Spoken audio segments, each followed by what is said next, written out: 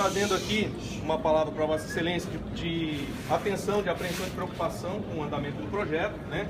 Existe uma inquietação muito grande da categoria, principalmente depois do que aconteceu no ano passado, que o Congresso Nacional excluiu os servidores, né, da discussão em torno de reajuste, foi só para a magistratura, e em torno agora de toda essa especulação, infelizmente a categoria tem recebido informações muito mais pela imprensa do que pelo próprio Poder Judiciário. E vocês veem, né? como o presidente está apanhando, né? Porque está defendendo sem dúvida. todo dia. Nós temos clareza de quais são os obstáculos que vão ser enfrentados, né?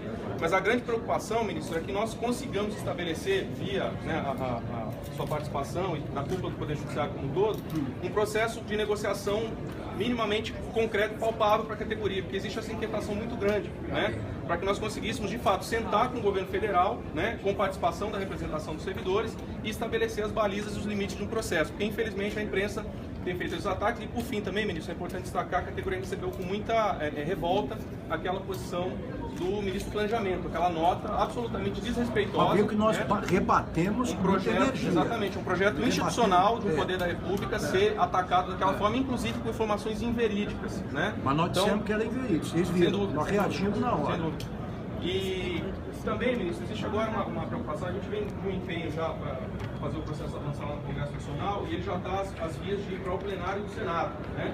E a gente tem uma apreensão muito grande com vistas ao avanço do processo de negociação, para que, numa eventual aprovação no Congresso, nós tenhamos condição de efetivamente aprovar o projeto com a sanção da Presidência da República, ministro. Então também tem essa preocupação, porque não adianta que a gente consiga, né, viabilizar a aprovação no Senado e eventualmente sofrer um veto, que infelizmente nós não temos essa garantia, ministro. Então também pedir esse empenho de Vossa Excelência para que nós conseguimos estabelecer esse processo negocial nesse meio tempo, enquanto o projeto não vai para votação no Senado, né? Então bem. Bom, vocês devem estar acompanhando.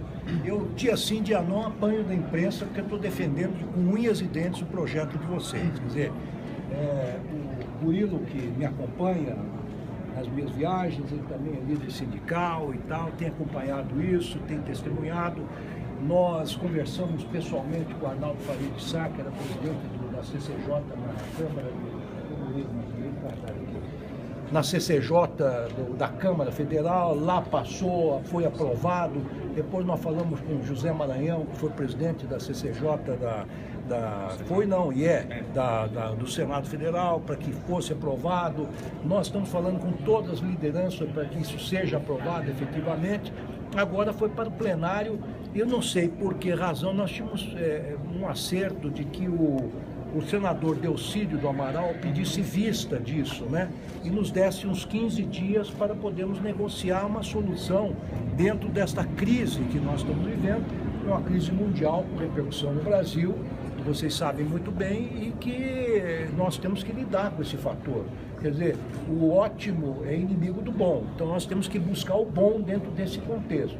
É aprovar, a meu ver, mas sempre com a interlocução dos sindicatos. Eu não faço nada sozinho, porque eu não posso resolver nada sobre esse projeto sem ouvi-los. O Amarildo, que é o meu diretor-geral, não dá um passo sem convocar os sindicatos para saber se está correto, não está correto. Então, a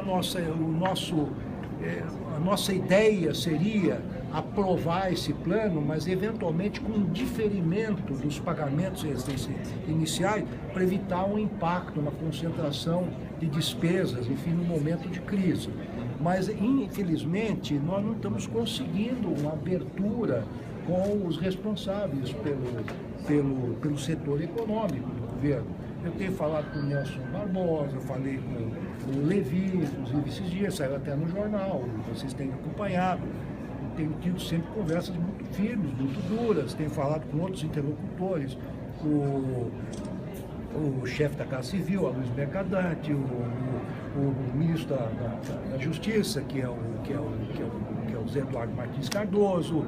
Olha, eu converso com todo, até com a presidenta da República, já conversei sobre a necessidade de nós termos um avanço neste projeto, e pelo menos alguma coisa para que nós possamos, enfim, como disse, pagar o nosso supermercado. Então, também foi mal interpretado já deram destaque a essa questão. O problema dos juízes, vocês não se iludam, quer dizer, a verdade, o nosso aumento foi aprovado porque interessava aos parlamentares aumentar, porque nosso aumento está atrelado ao aumento deles. Então, na verdade, foi quase que um automatismo isso. O auxílio moradia é uma liminar do ministro Fux, num processo que foi ajuizado pelas 3 associações de magistrados e que está aí ainda para ser discutido, não será uma coisa definitiva. O CNJ simplesmente estabeleceu um teto para que não existissem abusos nos diferentes estados e ramos do Poder Judiciário, mas eu quero dizer a vocês todos que eu estou firmemente empenhado, quem me acompanha, quem lê os jornais, sabe disso, que eu estou firmemente empenhado em aprovar esse projeto, tá certo? Sempre com diálogo, todo lugar que eu vou, em todo o Brasil, eu converso com sindicalistas, minhas portas estão abertas, estão cansados de ver fotos, certamente, no site de vocês, recebendo sindicalistas de Brasília, FENAJUF, SINDIJUF, essa coisa toda. Mas o momento é muito difícil, o momento é extremamente difícil.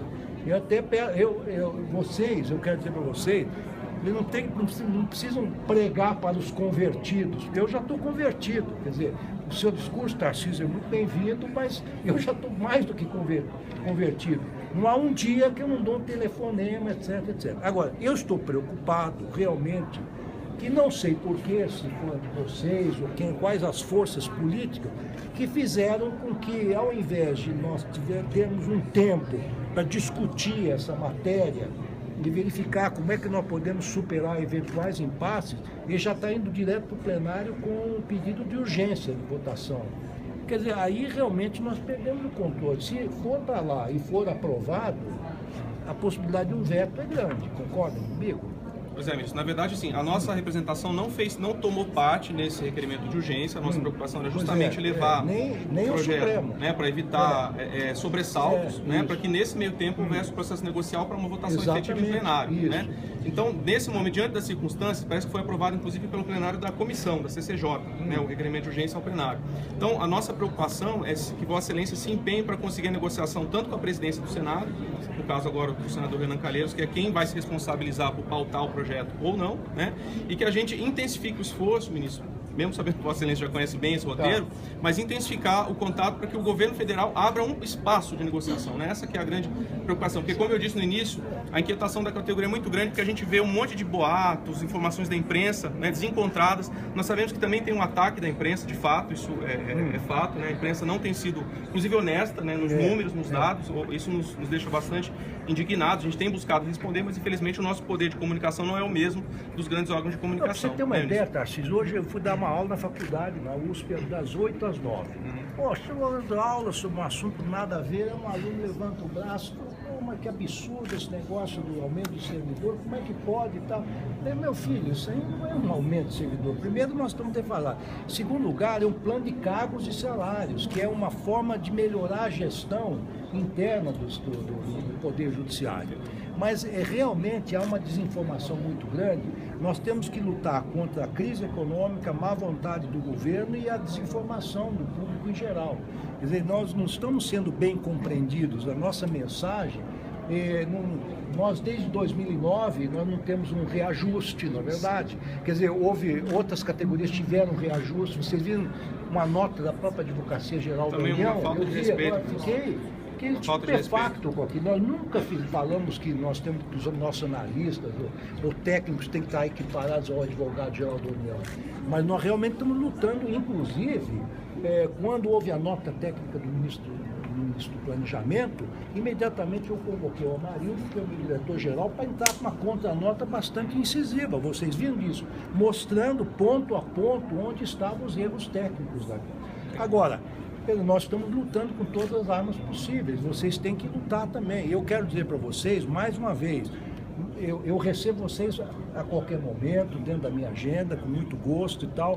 Agora, pressão em cima de mim, não há necessidade. Vocês estão pregando para um convertido, mais do que convertido, um adepto da causa de vocês. Vocês têm que pressionar realmente de lado e lado, tá certo? Tem que pressionar o planejamento, tem que pressionar a fazenda, tem que pressionar quem de direito. Nós estamos lutando agora da questão da estratégia. Eu não sei como é que saiu esse negócio do regime de urgência da votação. Quem é que pediu um troço desse aí? Isso aí dá uma atropelada, entendeu? Nós queremos ter um fôlego de uns 15 dias, 20 dias, 30 dias, para podermos ver, porque nós não podemos imaginar agora que aquele plano que foi concebido, acho que durante a gestão do Peluso, porque esse é um negócio que está tramitando há muito tempo. Desde o ministro Gilmar Mendes. Gilmar Mendes, então, vejam vocês, isso então faz o quê? Quantos anos? 2009. 2009. Quer dizer, são 6 anos já.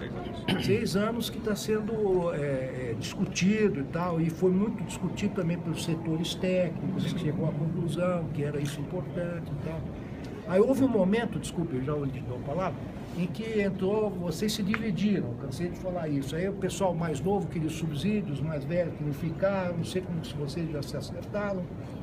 Agora já tem uma outra. Que bom. Agora tem uma outra tese de tribunais que já querem planos de cargos, salários próprios deles, vai enfraquecer o movimento, vocês têm que conversar também.